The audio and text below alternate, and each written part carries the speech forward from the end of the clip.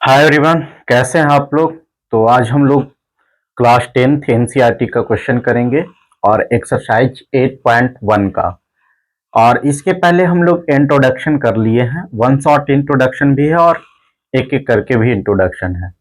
तो ऐसे तो मैंने इसमें जितना भी यूज होगा उसको मैं डिस्कस करूंगा ही करूंगा। यदि आपको समझ में नहीं आए तो उस वीडियो को आप जरूर देखिए जो मैंने किया था। ठीक है, तो आइए अब हम लोग करते हैं। तो क्वेश्चन कर रहा है कि triangle A B C, in triangle A B C right angle at B, यानी उसका 90 डिग्री बी पे बना हुआ है। ए बी दिया हुआ है और बी सी दिया हुआ है 7 सेंटीमीटर। और हम लोग को जो फाइंड आउट करने के लिए कह रहा है वो कह रहा है sign A, cos A, sign सी और कॉस सी। तो बच्चों, हम आपको बताए थे कि ये राइट एंगल ट्रायंगल होता है, ठीक है, जिसमें एक एंगल 90 डिग्री का होता है। इसके अकॉर्डिंग जो है इसका नॉमेनक्लेचर होगा ए बी सी। और ये कह रहा है कि राइट एंगल्ड एट बी, इसीलिए बी पे हम लोग 90 डिग्री का एंगल बनाए। और इसमें ये होता है परपेंडिकुलर, ये होता है बेस और ये होता है हाइपोटेनस। ठीक है बच्चों, और आपको मैंने बताया था कि इसमें जो है परपेंडिकुलर और बेस ये दोनों चेंज होते रहता है। चेंज कहने का मतलब कैसे, इंटरचेंज। कभी कभी परपेंडिकुलर बेस का रोल प्ले करने लगता है तो बेस परपेंडिकुलर का रोल प्ले करने लगता है। लेकिन एच जो है वो बच्चों वो नेवर चेंज होता है, ये कभी नहीं, ये एकदम अडिग है, ये अपनी बात से कभी मुकरता नहीं है। यानी कह सकते हैं कि ये चाइना का सरकार है, फिक्स्ड है, इसको कोई हटा नहीं सकता है।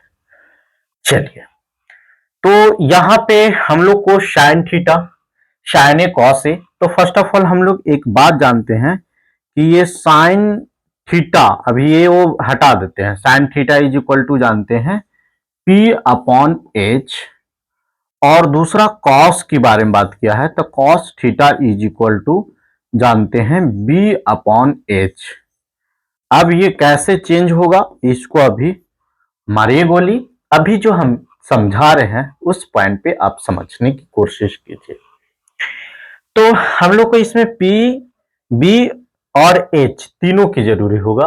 लेकिन जब ए बी दिया हुआ है, यानी जो गिवन है ए बी जो है, ए बी वो दिया हुआ है 24 सेंटीमीटर, ठीक है। बीसी जो दिया हुआ है वो दिया हुआ है 7 सेंटीमीटर। इसका मतलब कि ए बी जो हो गया, ए बी जो हो गया ओ पी यानी पी दे दिया है, और बीसी जो हो गया ओ बी यानी बी दे दिया है। तो बच्चों, हम लोग जैसा कि ये निकालने के लिए जो कह रहा था उसके अकॉर्डिंग देखें तो इसमें पी और एच और बी तीनों की जरूरी पड़ेगा। तो ये जो दो दिया हुआ है ना, इसकी हेल्प से फर्स्ट ऑफ ऑल हम लोग एच निकाल लेंगे, यानी पी और बी दिया हुआ है तो हम लोग यहां से एच निकाल लेंगे। तो एच का यानी इसके बीच में बहुत ही आसान रिलेशन है जो कि आपको पता होगा कि एच का स्क्वायर इज इक्वल टू होता है पी का स्क्वायर और प्लस में बी का स्क्वायर। ठीक है, अब यहां से देखो बच्चों, एच यदि सिंपल चाहते हैं तो ये हो जाएगा, इधर रूट आ जाएगा, यानी पी का स्क्वायर और प्लस में बी का स्क्वायर हो जाएगा। ठीक है, तो यहां से P का वैल्यू पुट किया जाए तो P जो है वो 24 सेंटीमीटर है, यानी 24 का स्क्वायर हो जाएगा। और प्लस में B जो हो गया वो 7 सेंटीमीटर यानी 7 का स्क्वायर हो जाएगा। बच्चों, 24 का जो स्क्वायर होता है वो 576 होता है, और 7 का स्क्वायर जो होता है वो होता है 49। और ये दोनों को ऐड कर देंगे तो ये हो जाएगा 625 और 625 का रूट होता है 25। समझ में आ गया? यदि नहीं आया तो आप कमेंट कीजिए कि कहाँ नहीं समझ में आया, तो हम उस पर विशेष फोकस किया करेंगे कि यहां पे आप लोग को दिक्कत है। इसका मतलब कि हमारा P का हाथ तो लगा हुआ था कि ये 24 सेंटीमीटर है और B का भी हाथ लगा हुआ था कि ये 7 सेंटीमीटर है, और इन्हीं दोनों के हेल्प से हम लोग हाथ में ले लिए H, जिसका वैल्यू जो हो गया वो 55 सेंटीमीटर है। फर्स्ट ऑफ ऑल हम ये काम किए। अब हम लोग ना इसको इरेज करते हैं और इस बात पर विशेष फोकस करेंगे कि ये चेंज कैसे होता है, यानी कब वो परपेंडिकुलर बेस का रोल प्ले करेगा और कब बेस जो है वो परपेंडिकुलर का रोल प्ले करेगा। इस बात को हम लोग समझेंगे। तो इसको मैं इरेज करता हूं, ठीक है? आप लोग लिख लीजिए कहीं साइड में कि हम लोग एज कैसे निकाले। ठीक है बच्चों, तो देखिए आपको मैं बहुत बेसिक से समझाता हूं। ये ट्रायंगल है और इसका ए बी सी और ये 90 डिग्री है। तो देखिए एक चीज पहचानने आ जाएगा, हाइपोटेनस तो फिक्स है, उसमें तो उसको कोई मतलब दिक्कत नहीं करना है। अगर जो हम लोग एक क्लियर कर ले कि कोई भी ट्रायंगल में बेस कौन है, तो एक तो हाइपोटेनस हो जाएगा, तो दूसरा ऑटोमेटिक क्या हो जाएगा? परपेंडिकुलर। यानी अब हम लोग बात करते हैं कि यदि बेस और परपेंडिकुलर में एक को भी पहचान लिए तो दूसरा को ऑटोमेटिक कह देंगे कि ये है। यानी परपेंडिकुलर को पहचान लिए तो दूसरा जो बचेगा वो बेस हो जाएगा। ओके, देखिए परपेंडिकुलर पहचानने के लिए बहुत ही आसान तरीका है, उसमें कोई दिक्कत नहीं है। ये देखिए ये एंगल है, यानी इसको एंगल ए कह सकते हैं, ये बी और ये सी। ठीक, जैसे जैसे समझा रहे हैं बस खाली आप ध्यान से चीजों को समझिए, कभी कोई दिक्कत नहीं होने देंगे। ये इसको एंगल ए कह दिए, इसको बी कह दिए और इसको सी कह दिए। हम लोग खड़ा होंगे, कहां खड़ा होंगे? तो एंगल पे। और कौन एंगल पे खड़ा होंगे?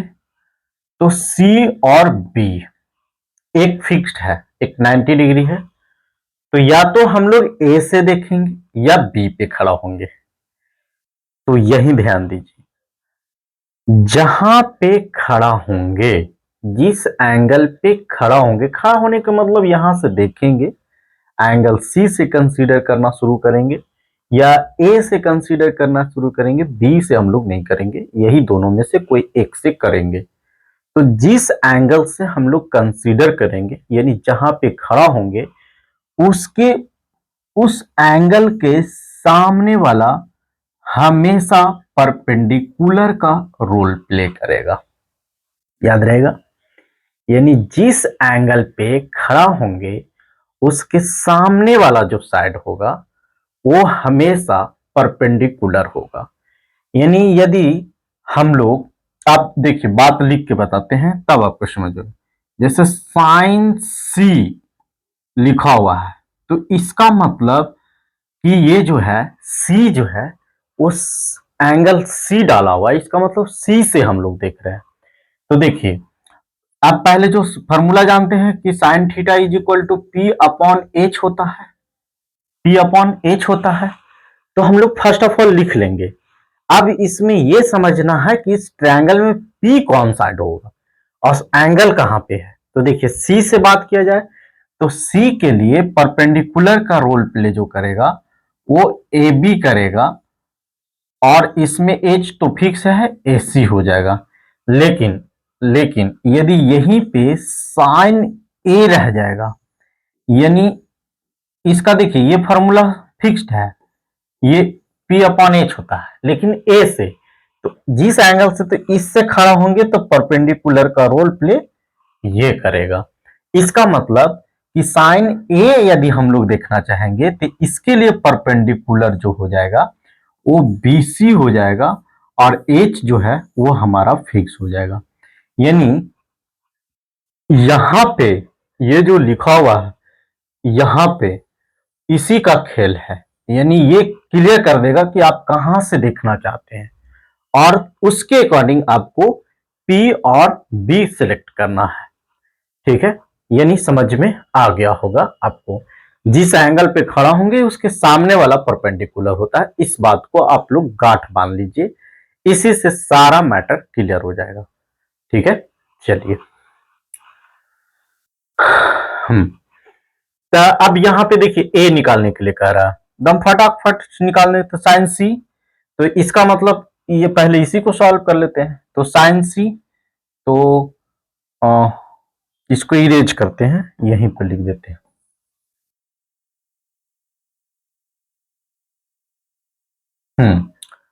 तो ए बी का रोल प्ले साइन सी, इससे देख रहे हैं बच्चों क्योंकि सी ले लिए थे, तो साइन सी यानी यहां से तो परपेंडिकुलर यानी 24, ए बी जो हो गया 24 और ये कितना हो गया 25।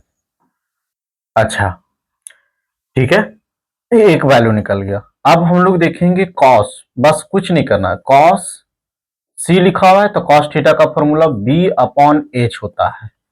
यानी देखिए सी से हम लोग खड़ा होकर देख रहे हैं तो इसके लिए परपेंडिकुलर ये हो गया तो बेस ये हो जाएगा। इसका मतलब कि इसमें हम लोग लिखेंगे BC अपॉन में AC। अब BC का वैल्यू जो है वो 7 दिया हुआ है और ये दिया हुआ है 25, यानी इसमें दोनों वैल्यू आ गया हम लोग को, एक साइन किसका किसका साइन सी का 24 अपॉन 5 और ये 7 अपॉन 25। अब देखिए इसको निकालिए ए से, ठीक है, तो इसको इरेज कर देते हैं।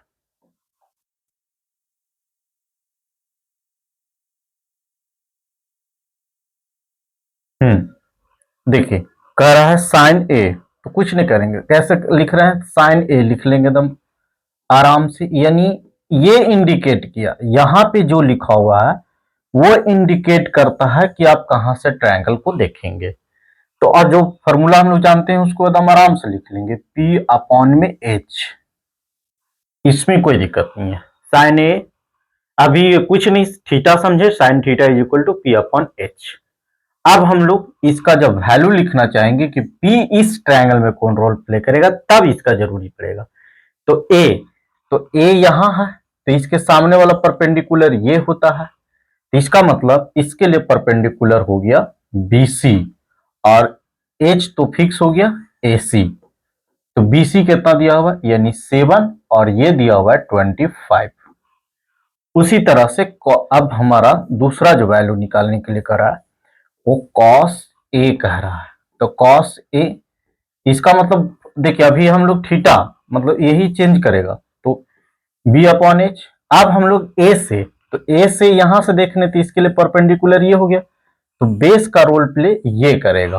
तो इसका मतलब बेस जो हो गया वो AB हो गया और H फिक्स है, AB जो हो गया 24 और अपॉन 25।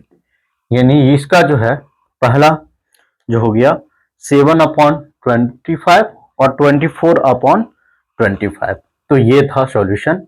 बाकी हम लोग अभी इस वीडियो में क्वेश्चन नंबर 1 किए हैं।